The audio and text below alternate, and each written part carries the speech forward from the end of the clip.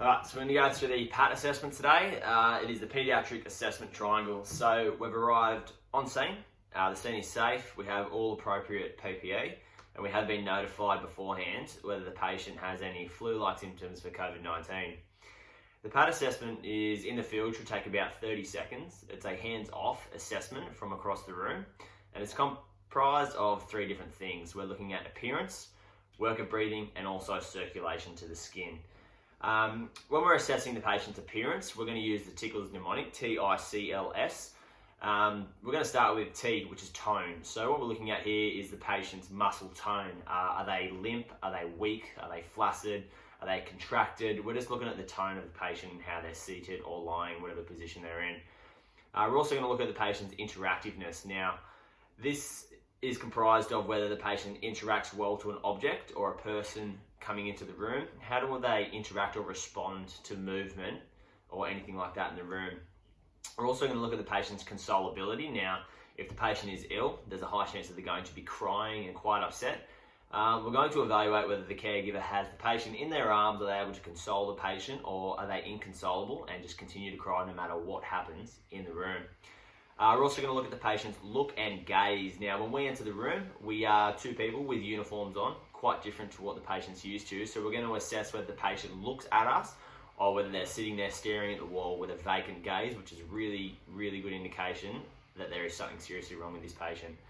Finally, we're going to have a look at the patient's speech and cry. Now, is their speech and cry, is it weak? Is it spontaneous? Is it fast? Is it abnormal to anything else that is, I guess, baseline for the patient? Secondly, we're going to look at the patient's work of breathing. If the patient does have a shirt on, we can ask the caregiver to lift their shirt up so we can have a look. And what we're looking for is abdominal breathing, intercostal retractions, subclavicular retractions, suprasternal retractions, all indications that the patient is working harder to breathe, to ventilate, to get air in and out. We're also looking at the patient to see whether they're going to flare their nostrils to breathe, because that is another indication that they are struggling to breathe.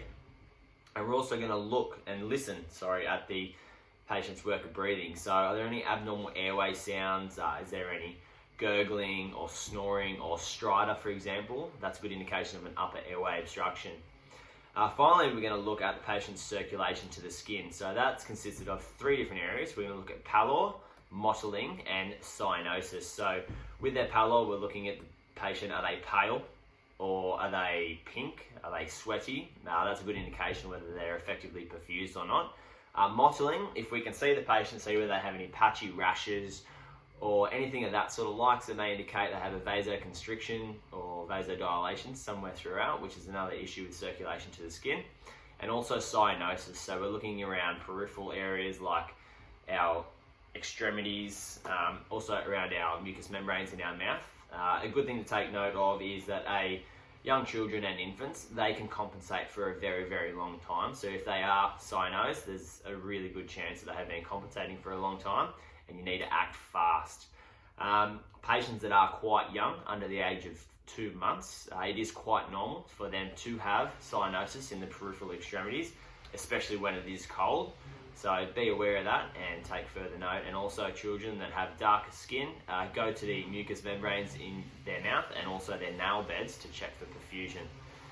That concludes the PAT assessment, and as I said, that should take about 30 seconds in the field.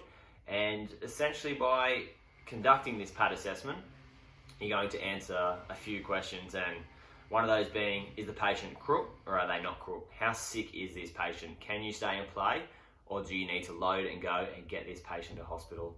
Also, by going through the PAT assessment, the three sections you can also start to provide some provisional diagnosis. So, as I said, this should take about 30 seconds, and you can combine a lot of those different steps, but doing so in the field, that can also really get you a good head start on where you need to go with this patient.